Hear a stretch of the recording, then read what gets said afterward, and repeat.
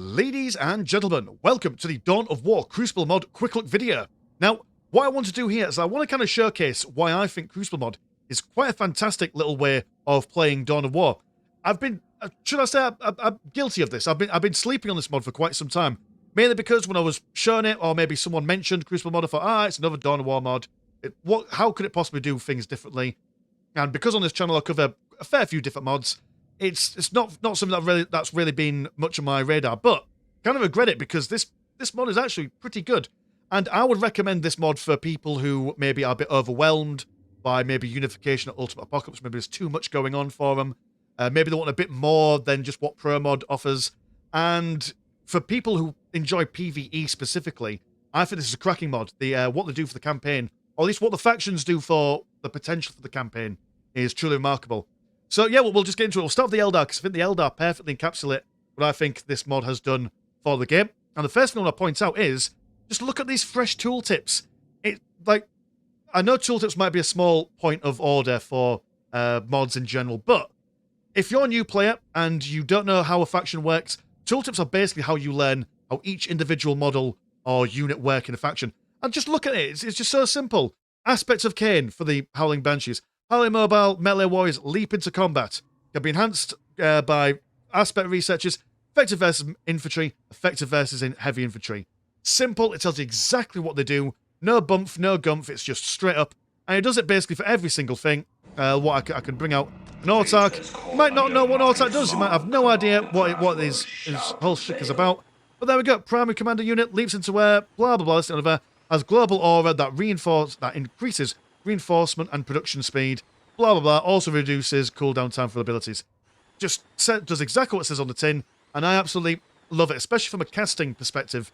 Like, if I don't know what unit does, I can highlight it and it just tells me straight away. But that's a minor point of order. The real source, shall we say, is these little craftworld beacons. So when you start the game, you basically get your burn singer out, and it looks all fairly simple. You know, you've got your aspect portal, standard tier 1 kind of things. But before you're able to get into tier 2, you've got to build up a craftworld beacon. And my goodness, right? There is, what is that? 4, 8, 16 different craftworlds that you can focus on. So one unique feature of the Crucible mod is essentially, not all the factions as of yet. I imagine that as the updates come out over time, this will be included for all the factions. It's not all the factions. I do have, at the moment, all the factions available for it, which we will go through in this quick look. But essentially, yeah, you've got Beltan, Ulfway, that one, Samhain, all basically, like, just all these guys coming out for, and what they basically do is that they completely change the way that the Eldar work for the particular game that you're playing. Let's say, for example, you really like Ulfway people, and again with the tooltips it makes it really, really clear exactly what each craftworld does. So I mean, Ulfway, they're known for psychers and stuff, and it tells you what research you gain, it tells you what kind of units or high tier units you're able to get to. And also, right at the bottom, it tells you about the playstyle. So, early game push and mid game strength with buffed warlocks and farseer. Let's have a look at let's pick something that I can actually read. Altiok. Playstyle, balanced power supported with increased map awareness. I mean, that's great. And the thing as well is that if you like playing Eldar, if you like playing other factions and stuff, and you're feeling a bit stale, maybe the build orders are same old. Well, now there are basically 16 different ways. Sorry, 16? 4, 8, 12. 12 different ways. I could do math. of playing one specific faction. Which then that means, well, that if you're going up against another faction that has multiple different choices, well, then that means depending on what they choose, you then choose different things. So, like, what's that? 12 times however many options that they have. Crazy stuff. So let's pick Samhain, because Samhain doesn't get enough love, I think. Pick Samhain. Look at that. You've got blooming. Actually, what do they do first and foremost? They overwhelm in the early and mid game with extreme maneuverability. So yeah, so they get access to Shroud Runners, access to Crimson Hunters, and as well, what the Eldar do when you get into tier 1. In fact, can I get into tier 1 now? No, I need a support portal. So I shall build that. And this is on the testing game mode. So obviously, things aren't this cheap. Things don't build up this quickly. I assume that you guys know this at home. But yeah, we'll get into tier 1 is in here. There we go. Might take a little while to figure out where all the research is, because the research part is here and in here as well. But yeah, like, look at this. You're just able to research all your different individual units. And let's say, for example, we go to Howling Banshees. increases max speed by 1, health, DPS, all that stuff as well. It just basically tells you exactly what the upgrade does. So no guessing and trying to see what these kinds of upgrades do. Just straight away gets you straight into there. So we'll just do that. And yeah, they do the things. They do the things. So let's get some tier 2 units out on the go. Oh, I need to build up a support portal. So yeah, you can build your unique units from the craftworld beacon, as well as I think you can get other unique stuff from elsewhere as well, or specific research from different bits and bobs. But oh shit, no, sorry, that's tier. You do the ultimate apocalypse thing where you start in tier 0, then you go to tier 1, tier 2, and yeah, okay, that's not confusing at all. But yeah, we're able to get our shroud runners, and look at these guys coming out, able to get extra boys in there. Come out, infiltrated by the looks of things. You come out infiltrated. Oh, you're infiltrated when you stand still. I quite like that. So hit and run, some sneaky ambushes on the go. And what do? Yeah, you just basically got sniper rifles on the back, as well as some fiery bits on the front. So yeah, so not going into too much detail. Like I say, I do like doing these quick look videos purely because show you little bits, and then you at home can then download them, explore them yourself. No point in me showing everything. Otherwise, where's the thrill of the adventure, right? Where's the cut and thrust of exploration? So, yes, that's the Eldar. Lots of craft worlds for you to choose from. And as well as, one thing I should also mention as well, is that I suppose there might be some parallels in comparing this to Ultimate Apocalypse. Mainly because there's lots of buildings to choose from, and you get your endgame nukes as well, from what I understand. I've explored a couple of factions, played some against some AI, but none of them's really got to the late game. So I can't comment too much on how the late game feels, but I mean, you could just see just how much, like say for example, the Vol portal costs 3,600 blue and 1,900 green. So, you know, very much as large battles as you could probably get in Ultimate Apocalypse, as well as the variety for each faction. It's very nice. Let's have a quick look at the. Who are you? You are the Space Marines. And you're very similar in the sense that if I build up a chapel barracks, is it chapel barracks? No, it's not. It's the chapter hall. You pop that down, and look, you've got the choice between Dark Angels, Salamanders, Raven Guard, Imperial Fists, and Space Wolves. Very much similar to how the Eldar have all their factions and stuff. It just changes the kind of units that you're able to get, and all that stuff. So, what should we go for? Dark Angels, they've got their own specific faction in Unification. Salamanders, Raven Guard now do as well. They've all represented Unification. Let's go Space Wolves because I'm a piece of shit. And I like dogs. Can I get a dog? No, dogs have got to come out in tier 1. Let's look at that. They're able to get Wolf and Bites. And Fenris Wolves. Actually, what does that... Oh, dear. Oh, no, I'm able to check out. So, what do you guys do? You gain access to a mixture of fast, hit and run early game units and mobile, tanky, hard-hitting late game units as well. So, also, all units gain buffs from members added to their squad, and a high density of Space Wolf units in the area. So, you know about the Orcs with the more Orcs you have in one certain area, the more buffs they have. More Space Wolves you have in one general area, the better they are. That's cool. And yeah, you get Wolf and Bikes. Also, you can have a Wolf and Sergeant. Assume, yeah, your model isn't exactly much different from regular bikes. Can you get regular bikes in the Chapel Barracks? Yes, you can. How different are you? Alright, okay, well, sod me then.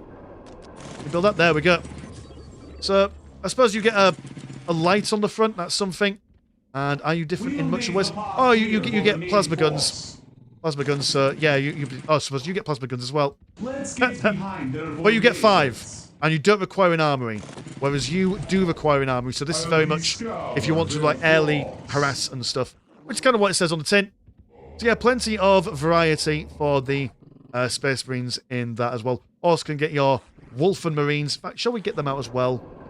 Why not? While we're here, may as well see how they look. Get you out. And then get to tier 3. I know someone commented the other day on how I should do these videos in individual things for more views and all that stuff. However, I like that idea, but I just don't have time for it. Look at them. I mean, big old arms and stuff. And weapons, lifesteal, and slow attack. So, yeah, that's cool. God, those tooltips are a real game changer for me. And Longfang as well. So you are like Devastators, but different. Yes. Okay, nice one. Who have I got next? Chaos Demons. So they're not hugely different, I would say, from your regular Chaos Demons in, say, Ultimate Apocalypse or Unification. You've got your choice between going for Khorne worship, Nurgle worship, Slaanesh worship, Tzeentch worship, and Chaos and Divider worship. But what they do is that they all kind of change. I mean, they allow you to recruit different units, give you different buffs and stuff. But also, in fact, could you stop whispering? That's very distracting. But it does change the way that your Greater Bloodthirster works. So all the, no matter who you choose to worship, everyone gains access to the Greater Bloodthirster. And that's like your end game, bloody, you summon him, you basically win the game because he murders everyone kind of dealy. And it changes the way that guy works. So say, for example, Khorne increases attack speed, damage, but increases the cost of him. Nurgle obviously increases the health and health regen. Slaanesh, it reduces the speed and health from him, but makes him cost less as well. So there's slightly different ways of playing that. And as well, if I can actually summon up a Fury and start capping something. One thing I want to do, one thing I want to show, is something really cool that they do with the... I'll go for Slaanesh, because Slaanesh is getting much love in a lot of the... not the mods, but the... how would one say... the official Warhammer releases for video games. You get Tzeentch and you get Nurgle and Khorne and all that stuff. But I haven't seen a game where they properly explore Slaanesh, which is for reasons. I assume for PG ratings. But when you pick a person, you also... Your Dark Circles are named after your Chaos God of choosing. Obviously, that then allows you to choose whichever research path you want to go for. All that usual gubbins. But yeah, anyway, one thing I want to highlight is that your Chaos God does change how your demonic shrines work, because you're able to basically dedicate your shrines to your god, and then that basically change. Like, say, for example, you build this and it provides health bonus to all demons of Slaanesh. So the more of these demonic shrines that you have dedicated to your chosen Chaos God, the better all your units are. So not a huge change. You know, it's not as flexible as, say, for example, all the other ones, but it's still pretty good. Let's have a look at... right, so these ones are quite interesting. So Chaos Space Marines. I'll start building some bits and bobs for them. So, unlike a lot of other renditions of Chaos Space Marines in the other mods, where, right, you've got one choice between one god, and that is it. No, so on this, you are able to mix and match. Let's say, for example, again, we'll choose Slaanesh. And then, oh, look, well, now because I've chosen Slaanesh, I'm able to choose one other god as well. So, rather than just having one tech path, you can then combine it into two. Or technically three, actually, because I can have this one, and I can go for Slaanesh, and then go for Nurgle, or I can go for Tzeentch. And you can kind of like, you don't have to do this at the beginning of the game, you can kind of think, oh, well, I'll open up Slaanesh, see how things go as the game progresses, and then pick the second one depending on what kind of situation the battlefield's on. So I could go Nurgle, and so from that I could then, when I get to tier 1, or tier 1/2 in my head, go for a champion of Slaanesh, or a champion of Nurgle. Can I go for both, actually? That's my question. Champion Slaanesh? No, you can only go for one or the other. But that means that if he dies, you can then build the other one. Quite cool.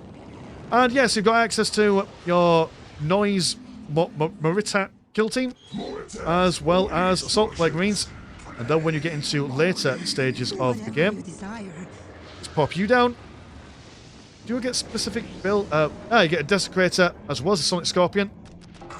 So plenty of options there. Yeah, that's actually a remarkably flexible thing going on. So double different kinds of walkers. And when you get into tier 2/3, then you've got access to even more lads, which is pretty fantastic, if I've got to say so myself. And also, just on a side note, this kill team, I mean, jump pack Slaaneshy people with dual-wielding plasma pistols, which is just very fancy. And also, the voice acting. Mind your tone, kid. Otherwise, your head will be on my trophy rack. I mean, that's just cool. I don't know whether the voice acting was done specifically for this mod, or whether it's taken from a different mod, or whether it's taken from something else. But that is pretty darn cool, all the same. So yeah, so just showcasing again, I'm not going to go too much into detail. These guys, just showing how flexible these lads are. Now, again, this hasn't been done for all the factions yet. I imagine that they'll be changing, or I imagine they'll be adding all these different flexible ways of building your fighting forces for all the factions eventually. But if we look at the Imperial Guard, they're quite similar to how they play in vanilla and in other mods, but they do have... Actually, am I telling you a lie? Doctrine Command. There we go. Yep. So they do get a little bit of a doctrine set kind of command. They are able to get their infantry doctrine, armor doctrine, aerial support doctrine, or artillery doctrine. Which do you gain access to different units? Suppose it does, yep. Yeah, so these guys get Elysian drop troops, unlocks Death Hammer. So not all factions have as much flexibility. Like, you're not exactly getting, Catachan Devils or Deathcore Krieg, which I assume will be added sometime in the future. But there is still a little bit of flexibility in that way. I know that the Orcs don't have a specific, you can't choose like a specific clan. You don't exactly get these doctrines neither. But they do have plenty of flexibility in the way that they want to play. Just because, I think it's, what's it called? It's like the bigger mech lab, where you're able to research very specific things that give certain units remarkably decent buffs. But yeah, I mean, you get stuff, and it's, as standard as you like. And also, one thing that I want to highlight as well is, do you guys not do it? I remember seeing some kind of, there we go, yep, so if you get like an upgrade for them, look at it, get a little chevron. So if you zoomed out a little bit, and I don't know, I've got my Imperial Guardsmen here, and these guys joined them. Imagine like I've got like a bajillion million. Throw these guys in the middle. It's like, oh my goodness, where's my commander? Which units control my commander? Oh, well, look at that chevron there. I'm able to select them, and I think that's a nice little touch. So yeah, and yeah, it's just cool. I mean, just look at these guys. And also, like, as well, like, because I know I'm harping on the tooltips quite a lot, but, like, I mean, if you've got like a bunch of different heroes and you want to know exactly what they do, highlight them, and it's like, okay, well, look, range support can spawn tech priest engineers, has a DPS boosting aura, which then explains what all this gold nonsense is going on around them. Remarkable stuff.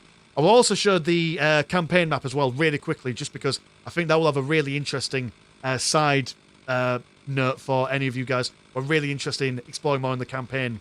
So here's the campaign map, and what I want to highlight here is we're on Eldar, because I think Eldar is the one that's had the most kind of work done to them, bless them. And yeah, so it looks very similar to how the normal campaign is, but if you check out these little land tiles, the units have changed a little bit. So you can get a Spirit Walker for the Eldar, you can get what's-his-face, a Suraman, and you can also get Janzar as well. So they've kind of changed the way that they've kind of mixed up what you can get by taking over certain points of the battlefield. So you just got cooler stuff to play with from just straight from the get-go. Now, they haven't done this with all the factions. I do know that for the Imperial Guard, they're able to rescue Sebastian Yarrick from one of these islands over here. I know that Space Marines can rescue a particular kind of librarian down here. I don't think the Chaos Space Marines or the Tower of anything like this. Again, they'll probably add it sometime in the near future. But for people who really enjoy playing the campaign, certainly adds a lot of different ways of doing things. Also, as well for the campaign, like I remember playing Soulstorm campaign with the Imperial Guard many years ago, and by the time you've taken over one planet and another planet, it's kind of playing the same thing over and over and over again, but with the ability to basically swap out. One map you're playing Samhain, one map you're playing Ulfway. So that way, like, it kind of just keeps every battle fresh. Maybe for yourself, okay, well, I'm going to conquer the Necrons with Samhain, and then when I go over to the Imperial world, I'm then going to pick a different craft world to go with, or just a different one for every battle. But yeah, I'm quite excited for this, and I'm certainly going to be playing some campaign in my spare time, I reckon, which is high praise indeed, because I don't really play PvE in Dawn of War at all, really, to be fair. So, but definitely will be doing some in my spare time. Maybe even do a couple of videos for the YouTubes. Who knows, in the grand scheme of things. And yeah, and if you guys that play the Crucible mod, if I've missed out on anything, or maybe there's a key aspect of this mod that I've not mentioned that should be mentioned, then please let us know in the comments, and I will then pin it, so then people in the future can then see it and stuff. So yeah, I hope that was a quick look. It's certainly quicker than my other previous quick looks. It's a quick air look, should I say. So yeah, thanks for coming, and I'll see you in a bit. Peace!